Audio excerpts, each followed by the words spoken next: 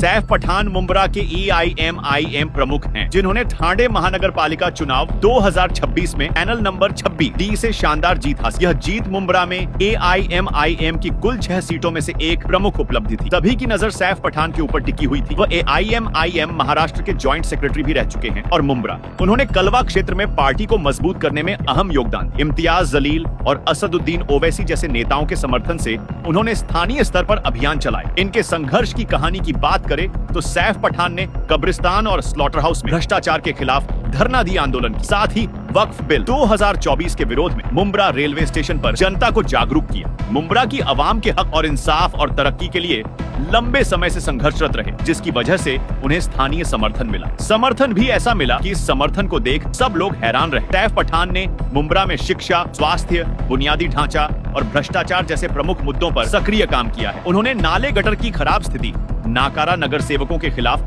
जागरूकता फैलाई। मुख्य मुद्दे शिक्षा सुधार, सरकारी स्कूलों में बेहतर टीचर नियुक्ति, मोहल्ला क्लिनिक और स्किल डेवलपमेंट सेंटर्स लाने का वादा किया। स्वास्थ्य सेवाएं, मोहल्ला क्लिनिक स्थापित कर 5 से 10 रुपए में इलाज उपलब्ध कराने पर फोकस। बुनियादी सुविधाएं जैसे नाले गटर, गवर्नमेंट फैसिलिटी और शहर का विकास। कब्जे से रिजर्वेशन मुक्त कराना, आवाम के हक के लिए लगातार खड़े रहना। वक्फ बिल विरोध और स्थानीय संघर्ष किया। सैफ पठान घर बैठ सकता था, मगर उसके जमीर ने यह गवारा नहीं किया कि मेरी कौम के ऊपर जुल्म हो और मैं खामोश रहूं। ऐसा हो ही नहीं सकता। जब वो लगातार सिस्टम के साथ लड़ते रहे तो सैफ पठान पर मुकदमे दर्ज। मामला यहीं तक नहीं रुका, बल्कि उनको तड़ीपार तक कर दिया गया। सोचिए, जिसके कुछ महीने के बच्चे को छोड़कर अपने राज्य से तड़ीपार कर दिया गया, जिसको करोड़ों के ऑफर मिले, फिर भी उसने अपने जमीर का सौदा नहीं किया। जैसे जैसे सैफ पठान को डराया जाता, जैसे जैसे सैफ को करोड़ों का ऑफर दिया जाता, जैसे जैसे उनके कारोबार जैसे रेस्टोरेंट पर बुलडोजर चलता, वैसे वैसे सैफ पठान का जमीर और ज्यादा मजबूत होता गया और लगातार जनता के हर मुद्दे पर सिस्टम पर ऐड गया,